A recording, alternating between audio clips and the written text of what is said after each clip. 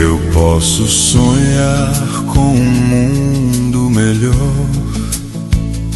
eu posso pedir a Deus proteção para os meus, mas eu queria poder ser um arcanjo para proteger todas as crianças do mundo.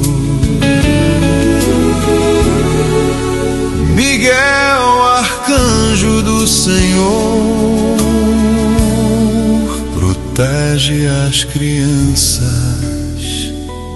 desse mundo.